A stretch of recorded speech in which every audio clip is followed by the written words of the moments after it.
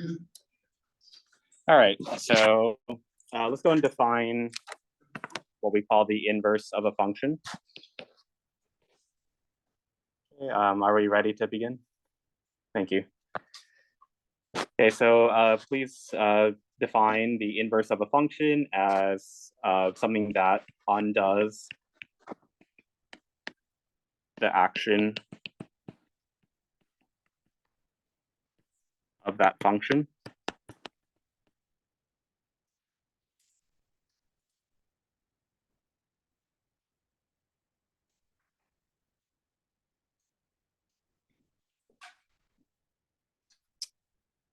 Okay, so again, we use the term function a lot, but let's remember sort of the basic definition. A function is like a rule that tells you how to take an input and get an output. So normally that means, what do you do to X to get Y? Okay, so let's start with a very simple linear function, right? F of X equals X plus 3. Okay, so again, this is a function. It tells you what to do to X to get Y. Okay, so if we choose X to be -3, right, we just substitute in -3 for X, and then the function rule is you add 3 to it to get the Y. Okay, so again, this is nothing groundbreaking. It's what we've been doing for years, right? So, similarly, okay, now when X is -2, now you just plug in -2 for both X's.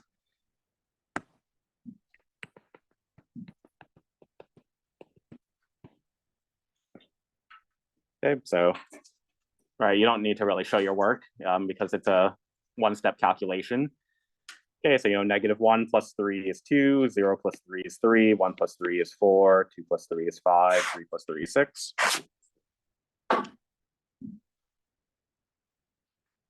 Okay, and what we can do is represent this function on a graph, right? This table represents points, right? So -3 as an x, y is 0 represents the point -3 comma 0. Okay, so similarly here we've got a point -2 comma 1, -1 comma 2, 0 3, 1 4, 2 5, 3 6. Okay, so that's all the points on our table, right? But we know that there's many other x values we could have chosen. We could have chosen -4, -5. We could have chosen decimals, right? So let's just go ahead and draw in the rest of the linear function.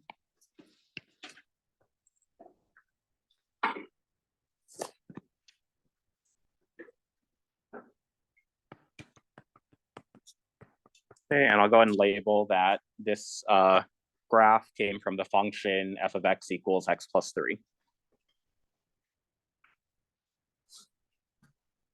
Okay, so now let's bring in what we call the inverse, right? So again, the inverse is going to undo what we just did. Okay, so the original function took in an input of -3 and it outputted a 0. So we want to undo that. We want to take the 0 that the function outputted and turn it back into the -3 that we started with. Okay, so again, the input of -3 was changed to 0 by the function. Then the inverse takes that 0 and turns it back to the -3 that you started with, right? So the action has been undone. You started with a -3, you end with the -3. Okay, so similarly here, right? The input of -2, the function changes it to a +1. The inverse will take that 1 and turn it back into the -2, right? It undoes what the function did. Okay, so let's just continue for the rest of the table. Right, -1 2 switches to 2 -1, 0 3 3 0, 1 4 4 1, 2 5 5 2, 3 6 6 3.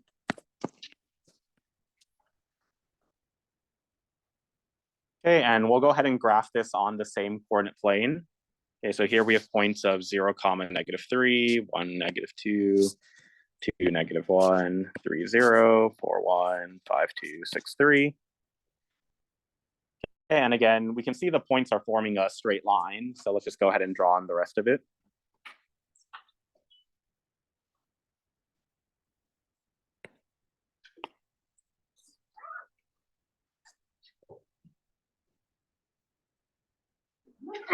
Okay, so now here, if you look above that table of the inverse, this is maybe new notation that you haven't seen before.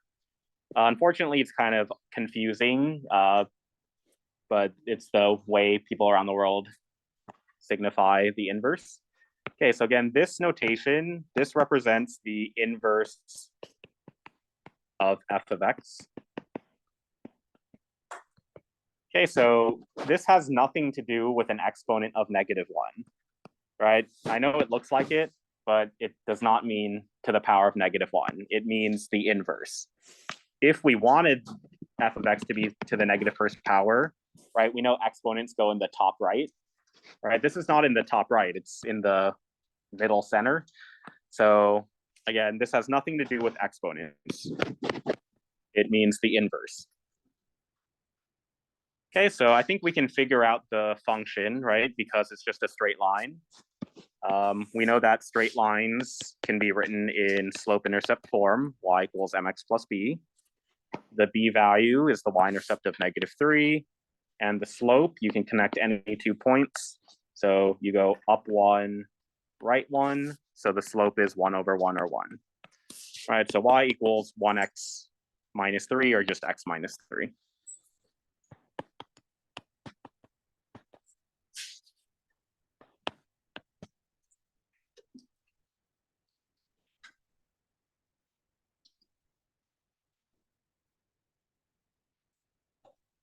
Okay, so again, the original function f of x has the function rule x plus 3.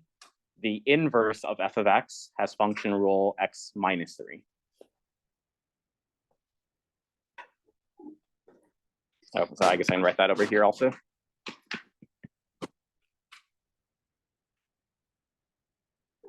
Okay, so any questions on this first example of coming up with the inverse?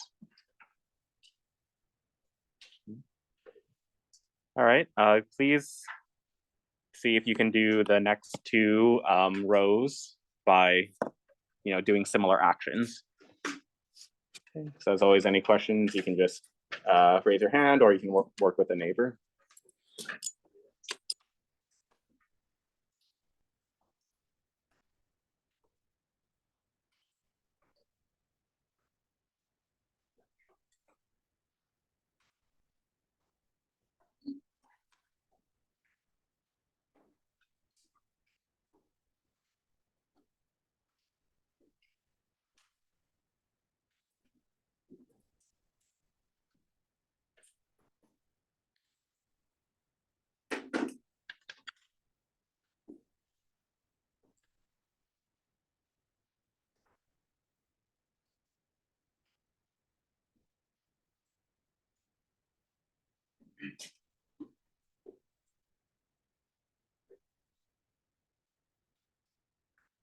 So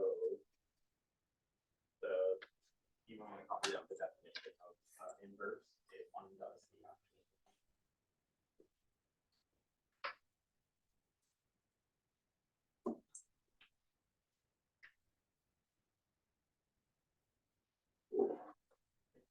You see here the original function, it took the x of -3.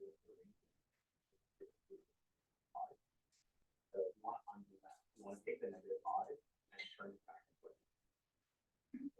the input for the inverse will be -5. Yeah, exactly.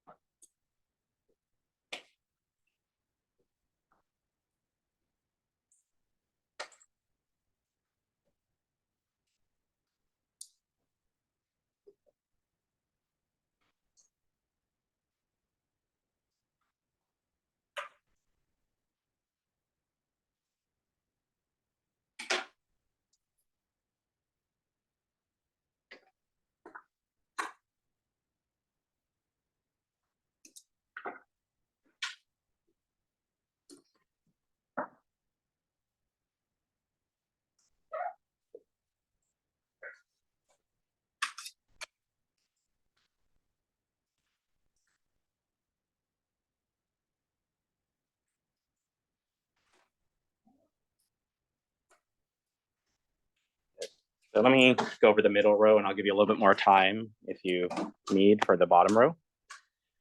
Okay, so again, the original function, you just substitute in like normal. So, right, -3 means you replace both x's with -3s. 2 times -3 is -6, plus 1 is -5. Okay, and then you continue on. 2 times -2, -4, plus 1 is -3.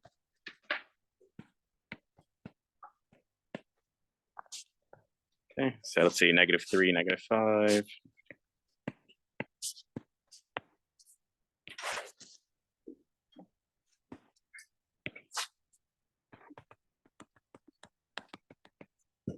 Okay, and then for the inverse, again, we want to undo the actions. So the original function changed a -3 into a -5. We want to undo that. We want to turn the -5 back into -3.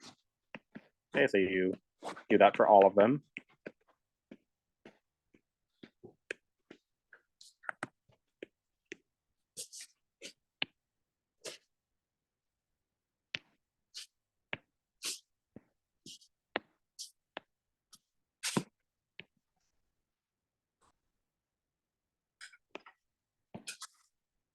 Okay, so what do we have for this equation? Well, it is linear, right? So we know it'll again follow y equals mx plus b.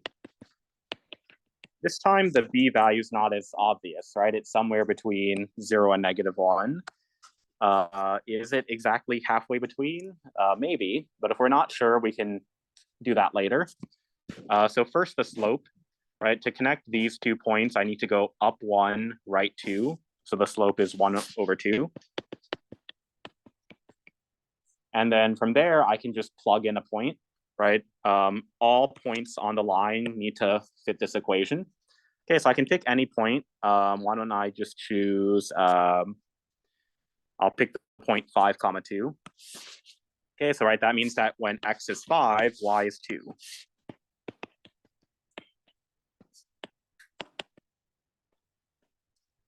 Okay, and now I just get the b by itself.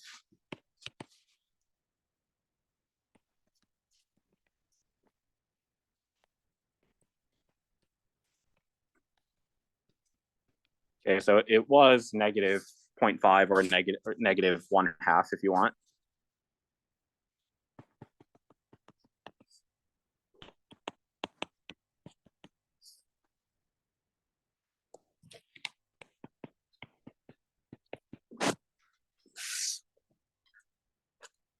Okay, so I'll give you a little bit more time if you weren't quite done with that third one. Maybe seeing the second one will help you if you were stuck.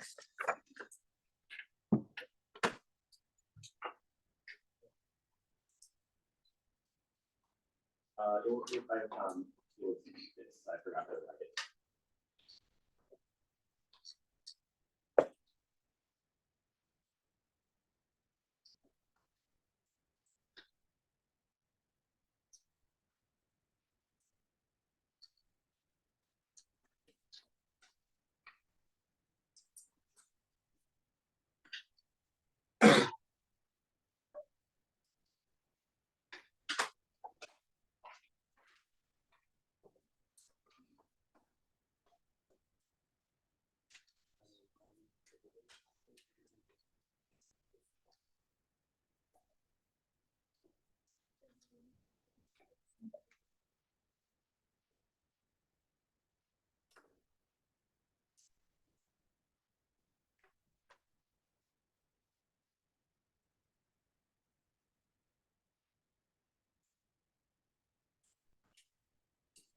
Just based on this, what type of function?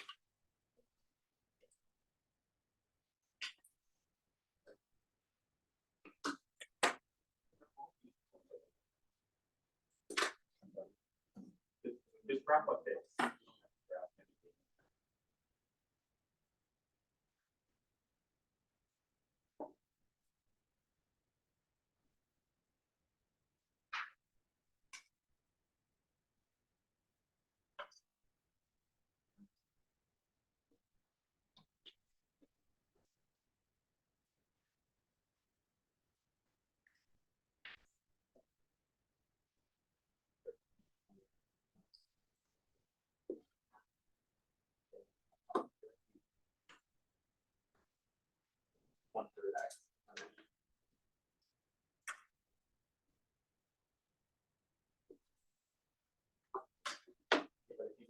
both sides by negative 1. We have to divide B all. We have to divide all parts of the equation. But what I would do is if I would actually not divide, I would go back up here. I would just multiply these numbers together.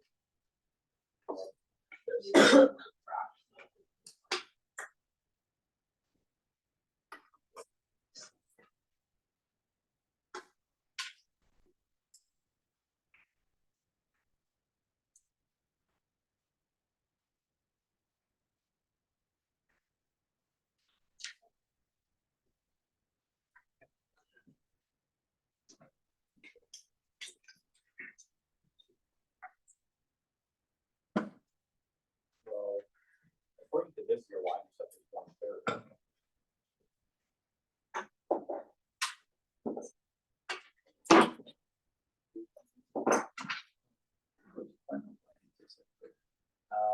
Sort of the same way I did for the middle row. I would find the slope first and then plug in and up x, y, and then solve for b. Yeah, I'm about to do it. All right, so hopefully you gave it a shot. So the original function, a lot of the points don't fit on the graph, but this is what the values are. Okay, so let's see what fits. 1, -4, 2, -1, 3, 2. And it doesn't fit on the table, right? But 4 or 5 also would work. Okay, so that would look something like this.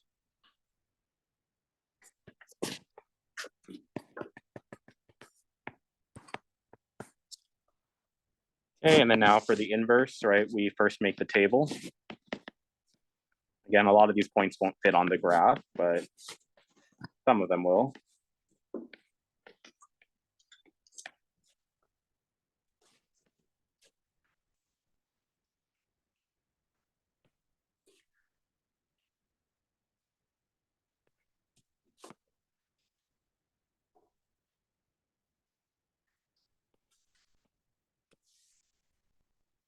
All right, so now to figure out the equation, again, I can see it's a straight line, so I know it's got to fit y = mx plus b.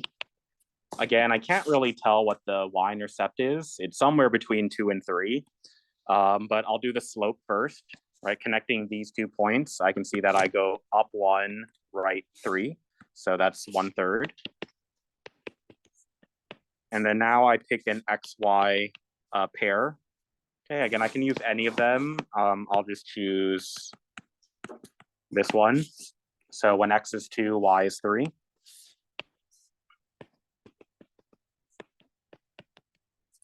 Okay, and now I simplify. 1/3 times 2 is 2/3. And then I want to get rid of the 2/3 that is getting added to the b, so I subtract 2/3 from both sides. Okay, so I get a b value of 7/3.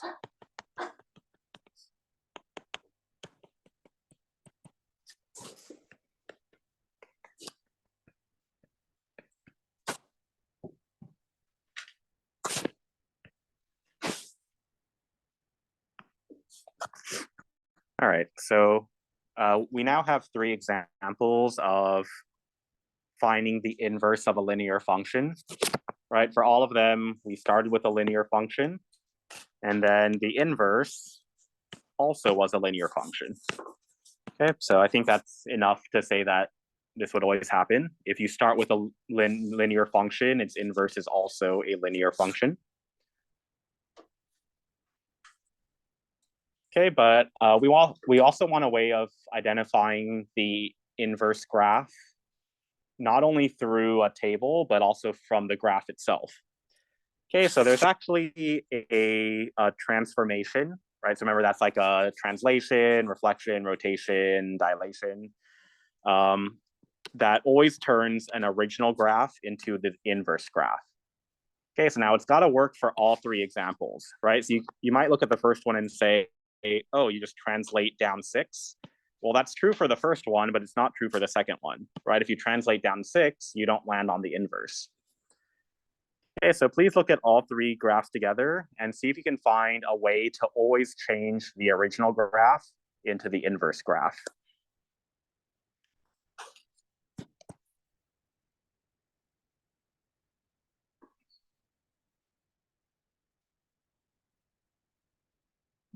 Okay, and again, you're not looking at the tables at all right now, you're looking at the graphs only.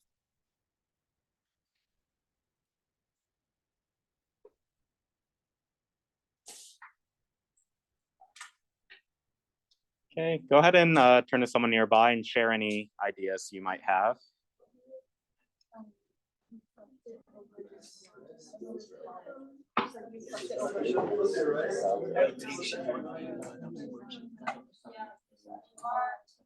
It's like this.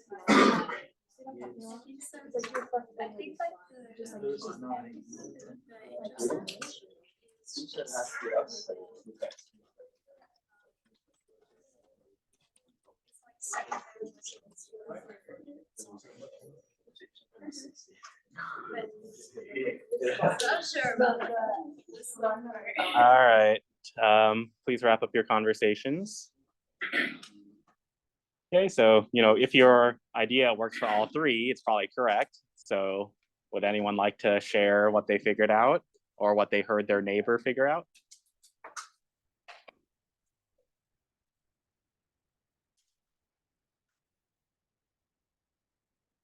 No? Yes, Sammy? Find the intercept to set the equation to 0. To find the intercept, you set the equation equal to 0. Let's see. So if you set this equal to 0, that equals, for the original function or the, okay, so I mean, that gives you the original function's x-intercept. That's always true. That'd be, 2 1/3. So yeah, that is true. That is something that's useful for finding the graph of the original function. Okay. Any connections between the original graph and inverse graph? Yes, Celia? Over both x and y. So let's think of that. So if we reflect the red graph over the x-axis first, it would look like this. And then if you now reflect it over the y-axis, it would land on the other one. Okay, let's check if it works for this one. Okay, so if you reflect the red one over the x-axis first, it would look like this.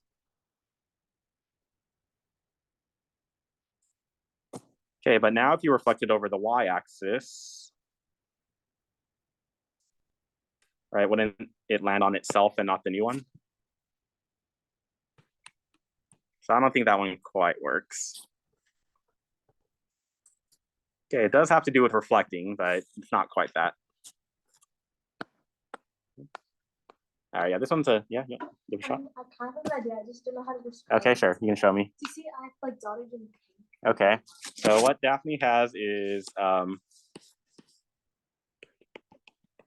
she says to reflect it over this line. So if we do that, okay, this would flip over here, this would flip over here. So it works for the first one.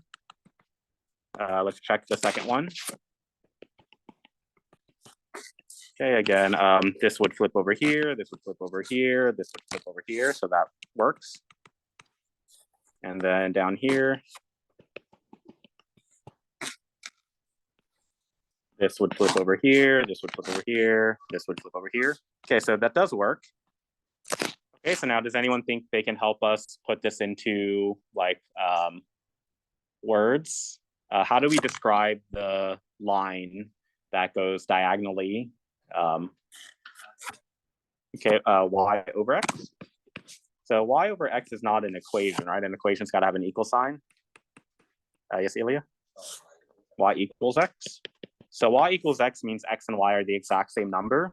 So if we look at this dashed line, we've got 0, 0, 1, 1, -2, -2. So yes, we can describe this diagonal line with the equation y equals x. Okay, so good. Together we got there. Okay, so let's go and write that all together. Okay, so in order to map a function onto its inverse, you reflect it over the line y equals x.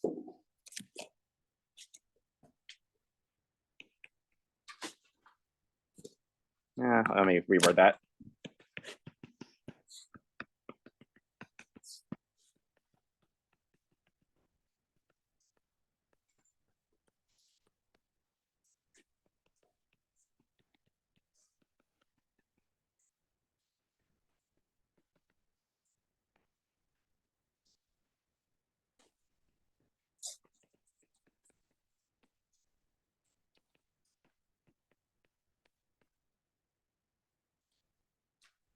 So probably the more mathematically precise way to say it would be it would map onto its inverses graph, right? But in plain speak, you're landing on it.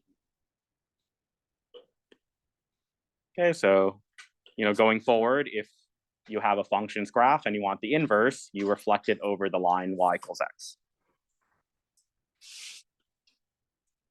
All right.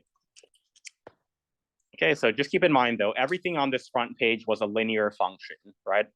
We started with those because they're kind of straightforward ones, but we're going to work with much more than linear functions. So let's try to extend this to another type of function. Okay, so on the second page, so I think I changed your chart, right? Does yours start with like -4 or something? Yeah, okay. So, and then how far does it go? What's the lowest number? 4? Okay. All right. Yeah, sorry. Sometimes I change things, but then I forget to change the PDF. Okay, so this time we're working with the quadratic x squared. Okay, so let me just do this up here. Okay, so same thing as before, right? You just substitute in each x value. Okay, so -4 squared, keep in mind the entire x value is getting squared. So you do need parentheses. Okay, so -4 squared, -4 times another -4 is +16. Okay, so, -3 squared, -3 times -3 is 9, -2 squared, 4, and so on.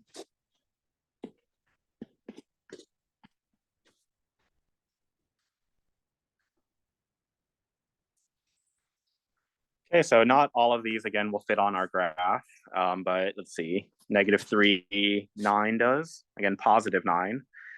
-2, 4. -1, 1. 0, 0. 1, 1. 2, 4. 3, 9.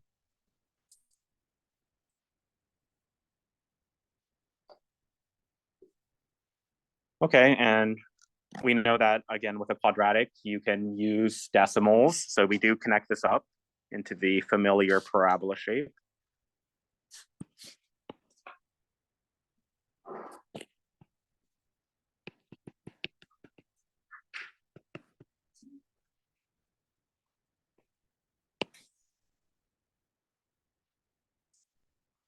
Okay, so we're going to go ahead and do the inverse of f of x the same way as the front page. Right, the original function changed a -4 into a +16. So we can take that +16 and turn it back into the -4. Okay, same thing with the next one.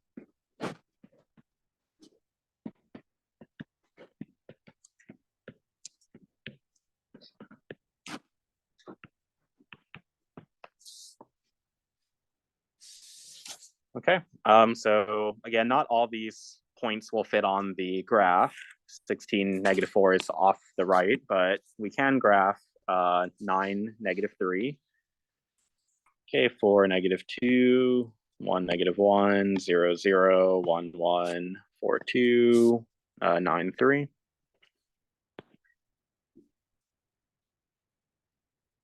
Okay, and we'll go ahead and connect this up, right? So sort of based on the order I did those points, right? I started over here, then I went over here, then I went back this way.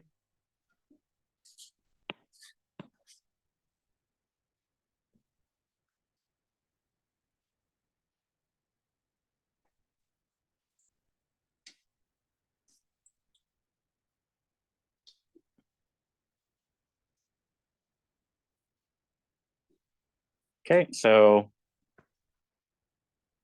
let's just focus on the inverse for a second. Okay, so I'm gonna erase the original. You don't have to, just so we can better see it, right? But if I erase the original, right? This is the inverse only. So there's something undesirable about this, right? It's something that we typically try to avoid for various reasons. I can't really say much more without giving it away, right? But think about what's different about this graph compared to other graphs you've seen. Yes, Rachel? Okay, you're correct. It's not a function. How did you know that? Okay, correct.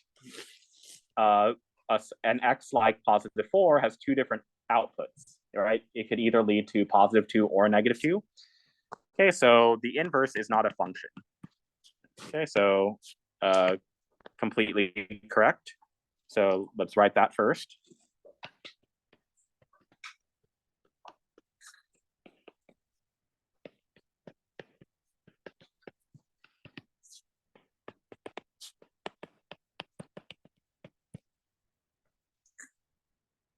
Okay, I'm not, right, it fails the vertical line test, which again means that a certain x has more than one y. Okay, and we don't like things that are not functions, right? Because then we can't really predict their behavior.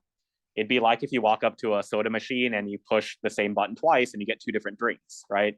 You can't predict what happens if it's not a function.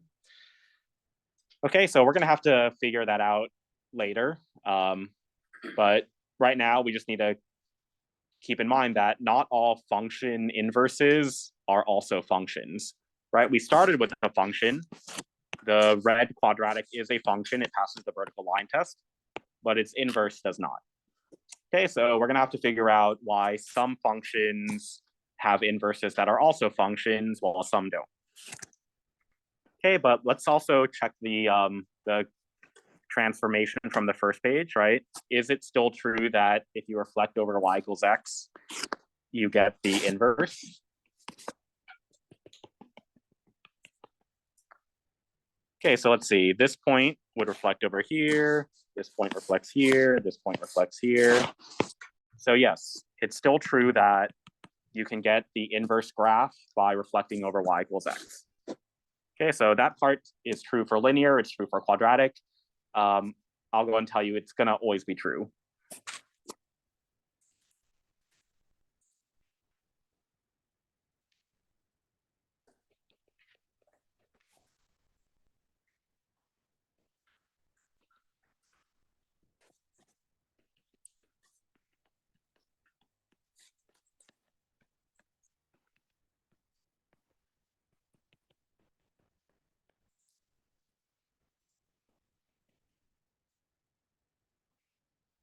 Okay, so again, one thing was different on this page, the fact that the inverse is not a function, but one thing stayed the same, that you can still find the inverse by reflecting over y equals x.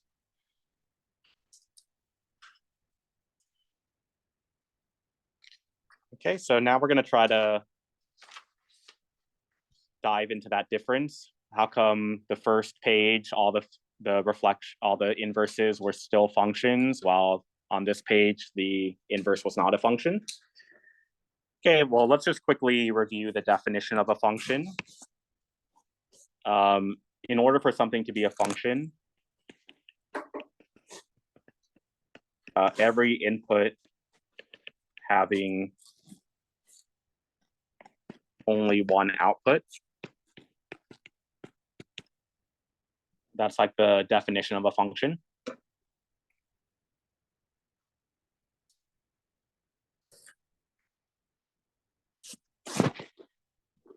Okay, so now we're gonna learn a specific type of function. Okay, so this still needs to be true. You still need every input to only have one output, but there is a second requirement.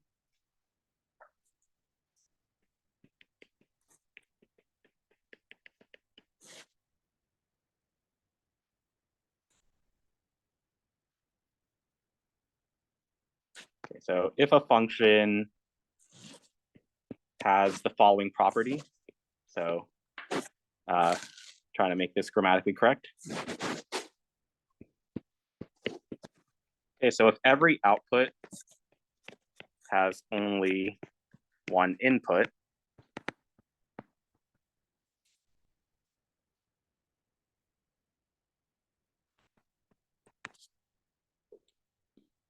that makes it a specific type of function called a one-to-one function. Okay, so you can see the requirements kind of reversed from normal. Not only do you check every input has only one output, you also check every output has only one input. Okay, so I think we should dive into some examples to make sense of this. Okay, so here are 4 points, right? So a point has an input and an output, an x and a y. Okay, so first let's check if it's a function. Okay, so when I input the number 2, the only number I can get out is 27, right? Similarly, when I input 3, the only number I can get out is 28, right? When I input 4, I can only get 29. When I input 5, I can only get 30. Okay, so it is a function. And now we check if it's a one-to-one function. So now you start with the y's. Okay, you ask yourself, what leads to the output of 27? Well, only 2, right? No other number, no other x can lead to 27. Okay, similarly, 28 can only come from 3. No other x's lead to 28. Okay, 29 can only come from 4. 30 can only come from 5. Okay, so because both things are true, this is a one-to-one function.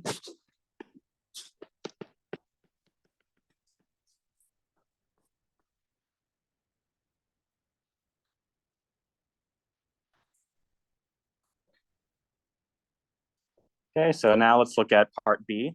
Again, you've got 4 points here for input-output pairs. Okay, so first we check, is it a function? When you input 11, you always get 14 out.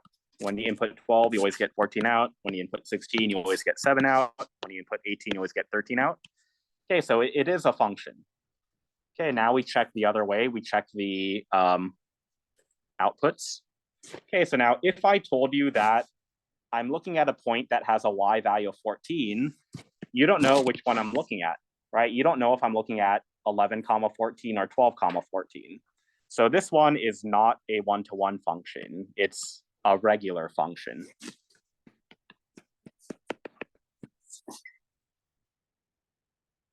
Okay, so again, back on part A, if I told you I'm looking at the y value of 28, you know I'm looking at this point. There's no other point with that quality. But over here, when I tell you I'm looking at the point with the y value of 14, you don't know which one I'm talking about. Okay, so when we say function, we're implying not a one-to-one function. Okay, so now how do you do this when you're not given points, when you're given like an equation instead? Well, you can just make a quick table. Okay, so like here, y equals the absolute value of x plus 1, right? Well, we can just make a little xy chart. Okay, so -2 plus 1 is -1, and then the absolute value of -1 is +1. -1 plus 1 is 0, absolute value of 0 is still 0. 0 plus 1 is 1, absolute value is still 1. 1 plus 1 is 2, absolute value of 2 is 2. Okay, so again, first you check, is it a function at all? When x is -2, y has to be 1. When x is -1, y has to be 0. Okay, so it is a function. Every x leads to exactly 1 y. Okay, but the other way around, if I tell you again, I'm looking at a y value of 1, you don't know which x value I'm looking at. Okay, so this one is not a one-to-one function. It's a regular function.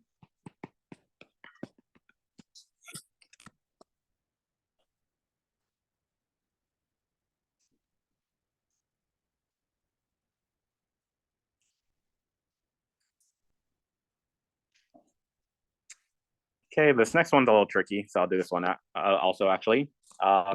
So you don't see a y anywhere in this equation, right? You just see x equals 5. So how do you make the chart for it? Well, that means simply that x is always 5. It doesn't matter what y is, right? So if x is, again, x is 5 no matter what, whether y is -3 or 1 or -1 or 0 or 9, right? The rule is simply that x is 5. It doesn't tell you anything about y.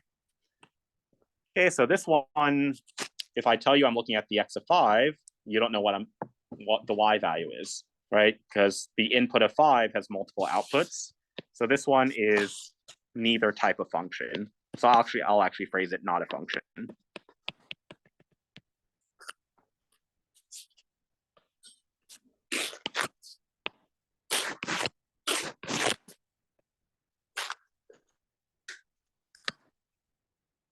Okay, so I'm gonna ask you to try out the last 4.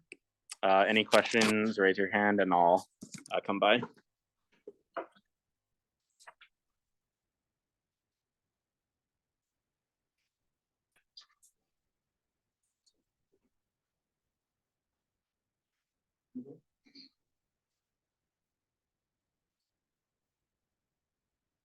So now actually, because every point on this line has a y value of 5.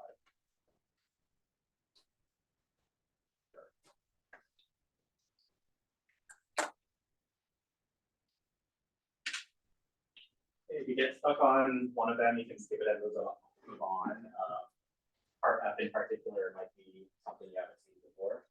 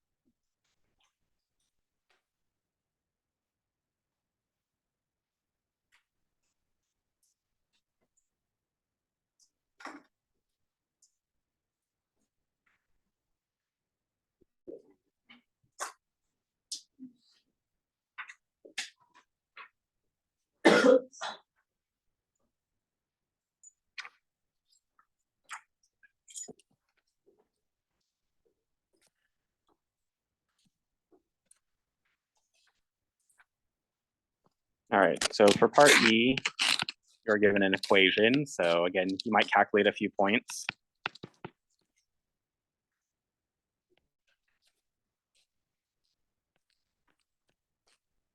Okay, so here every x only leads to one y, but also every y only comes from one x. Right, there's no repeats. So this one is a one-to-one function.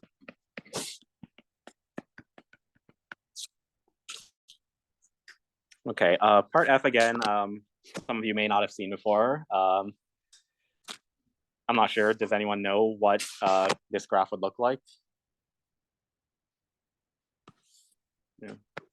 Yeah, so if you try to think of some xy's that would make this true, right? Like 7 squared plus 0 squared would equal 49, right? So would -7 squared plus 0 squared, or you could do 0 plus 7 squared, or 0 plus -7 squared. Right, so the points we have are right, 7, 0, -7, 0, 0, 7, and 0, -7. Okay, so there's more points that are irrational. So this is actually a circle. Again, this is not something you really need to know. But if we look at the circle, right, this is not a function, right? The x value of 0 can lead to y values of either +7 or -7. Okay, so this is not a function.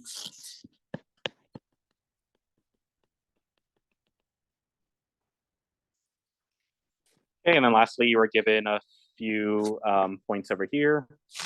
Okay, so over here, it is a function, right? It passes the vertical line test, meaning every x has only one y. But the y value of 5 can come from either the x of 4 or the x of 11. Okay, so because the output has more than one input, it's only a regular function, not a one-to-one function. Okay, and over here, so you're not given specific points, right? You're given a graph. Okay, but again, if you pick any y value, right? The y value, first the x value, right? Every x value only has one y. Okay, and then now what about every y value? Every y value only has one x. Okay, so this is a one-to-one function.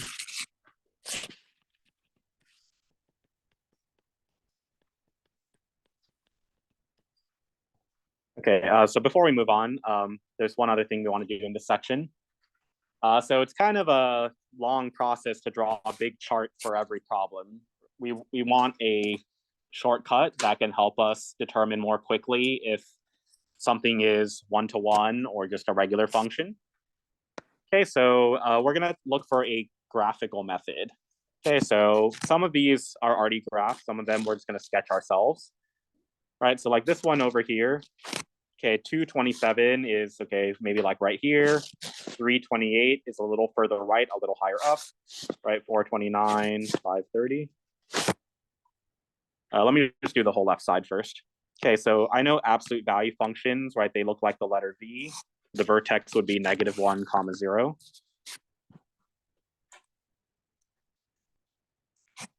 Y equals x plus 2, that's just a linear function. Okay, G is already graphed. Okay, back over here. Okay, 11, 14, I'll just say is right here. 12, 14 is right next to it, same height. 16, 7 is lower. 18, 13 is somewhere over here. X equals 5, right? That's sort of like a vertical asymptote. It's a vertical line. I already graphed the circle, and then H is already graphed for you. Okay, so there's something that all the one-to-one functions have in common. And so this graph, and this graph, right? These were all identified as one-to-one. Okay, so what do they all have in common? By the way, it's not that they all point to the top right. That's just kind of a coincidence. For example, something like this. This would also be one-to-one. Okay, so you can use that one also. Okay, so yes, Stephanie? They would kind of pass like a horizontal line test. Okay, so you've likely heard of a vertical line test before to tell if something's a function at all, right? This fails the vertical line test, so it's not a function. But once you've identified that it is a function, you can then do a horizontal line test. So if it's one-to-one, any horizontal line will only touch the graph once. Right? So here I only touch it once, here I only touch it once, and so on. Okay, so because it passes the horizontal line test, it is one-to-one. However, the absolute value function over here, it fails the horizontal line test. I can draw a horizontal line that touches the graph twice. Okay, so that is correct. We can now use something called a horizontal line test to tell if a function is one-to-one.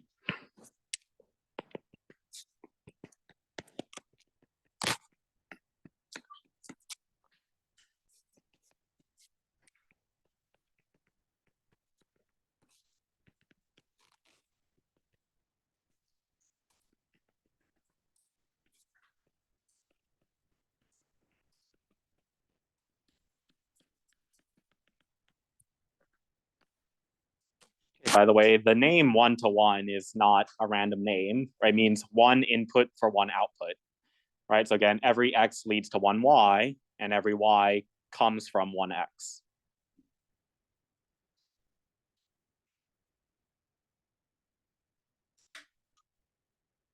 Okay, so now why do we care if something is a one-to-one function or not? Well, back on the first page, right? The linear function is one-to-one. It passes both the vertical and horizontal line tests, and its inverse is a function, right? On the other hand, over here, the quadratic is not one-to-one. It fails the horizontal line test, and that means its inverse is not a function. Okay, so one-to-one functions have inverses that are also functions. Okay, so that's why it's important to know what one-to-one means. Okay, so sorry, I'll just write it over here.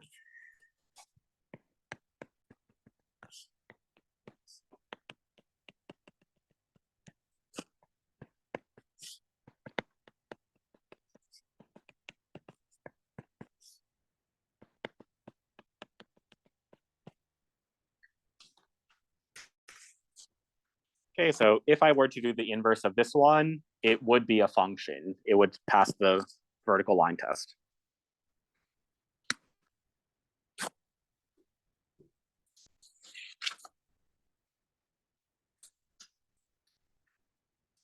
Okay. So are there any questions on anything so far?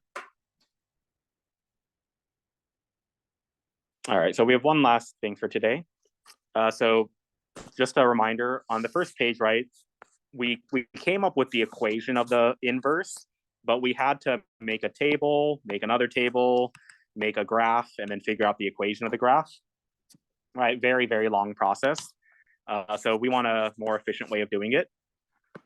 Well, if you think about what the table does, right, the function changes x to y, but then the inverse, right, the old y's become the new x's, and the old x's become the new y's. Okay, so the inverse and the original, you just switch x and y. Okay, so that's exactly what we're going to do algebraically. Okay, so on that third page, in order to find an inverse algebraically, okay, so I'm just going to write the steps over here. There's not many. Okay, so step one, switch x and y.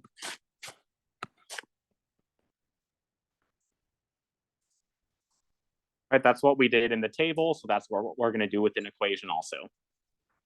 Okay, so now remember, f of x means y. Okay, so first I'm going to rewrite it. Okay, so at this step, I haven't switched anything yet. I've just rewritten it. Okay, but now I'll switch the places of x and y. I'm going to keep everything else the same, but where y was now is an x, where x was and that is now a y.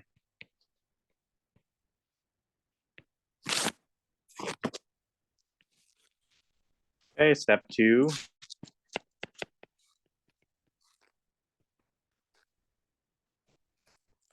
Okay, so wherever the y is now, you want to solve for it, meaning you want to get it by itself. Okay, right now the y is definitely not by itself. It's got a lot of stuff with it on one side of the equal sign. Okay, so when you're solving for something, you sort of do the order of operations backwards because you're undoing, so you do it in the reverse order of normal, right? So I would definitely not cube both sides right away. I would not do this, so don't do this, because you can't cube the two parts separately. You would have to write the parentheses 3 times and distribute it out, which would be a big pain. So the better thing to do is to undo the subtraction first. Okay, so I'll add 3 to both sides. X and 3 don't combine, so you just keep them.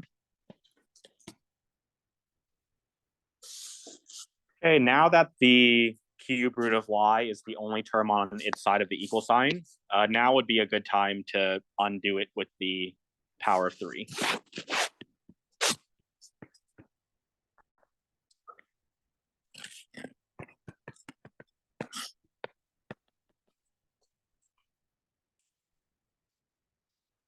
Okay, so you don't even need to distribute this side out. You can leave it factored, which is what I would definitely recommend. Okay, and then one last thing I'll ask. Rewrite with inverse notation.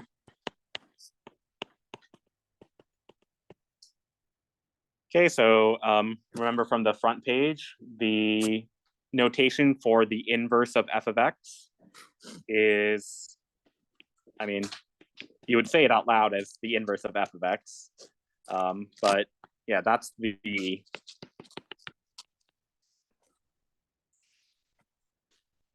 correct way to write it. So again, this -1 is not an exponent. It's not in the top right, it's sort of in the middle top. So this denotes the inverse of f of x.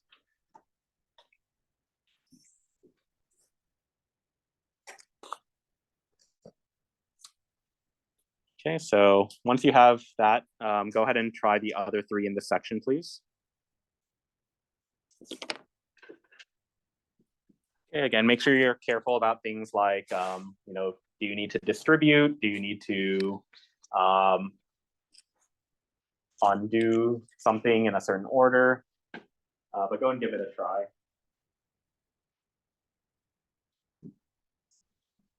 Alexa. Yeah, I know that matter. Yeah, normally you would write this on the left. That's just where it ended up for me.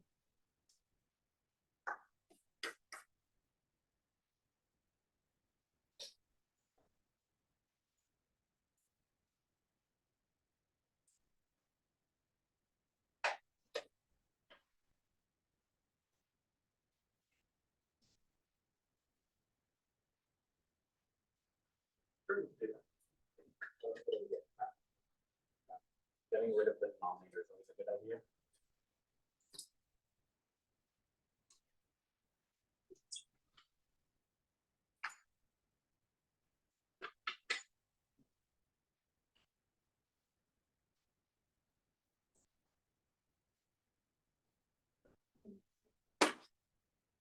So keep in mind, your end goal is to get a single y by itself, right? Probably don't want to distribute that. That would be great. So yeah, go ahead and start with what you said. Start by multiplying both sides by the denominator.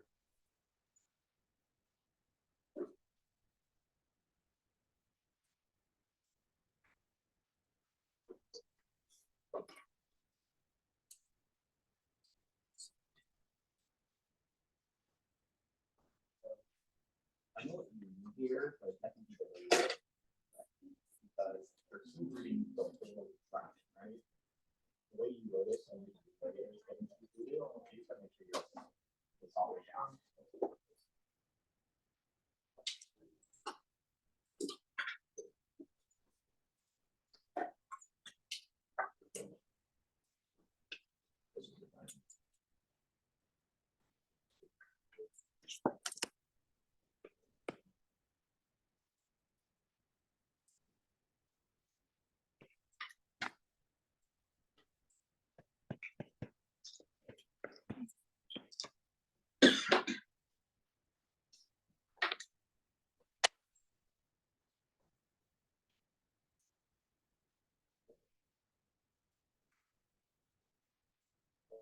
By 2 won't really help because then this side just becomes 2 over y.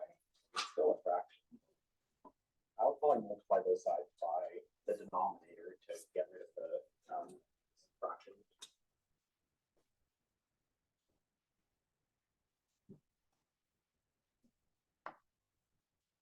So just like when we were solving equations last unit, when you have a denominator or a fraction, I would multiply those sides by the denominator. Let me go and show for the whole class. Okay, so for part B, so first I just rewrite f of x as y. Next I switch x and y. Okay, so how do I get the y by itself? I'll start by adding 2 to both sides.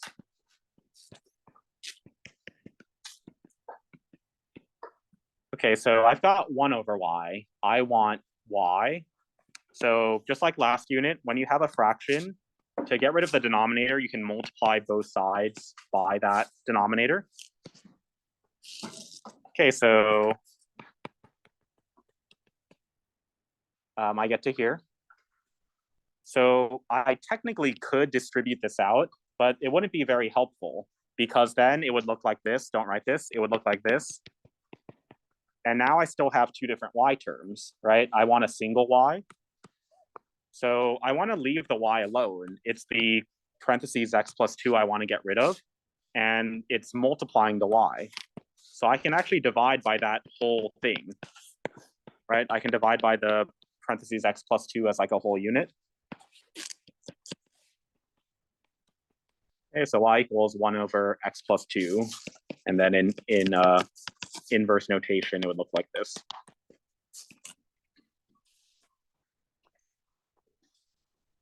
Okay, let me go over here real fast.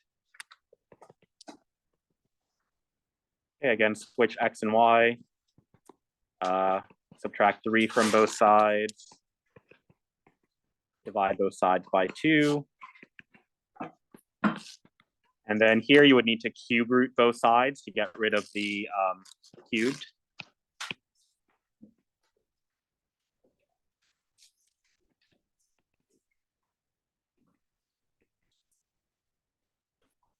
Okay, and this last one, I'll just put up the answer.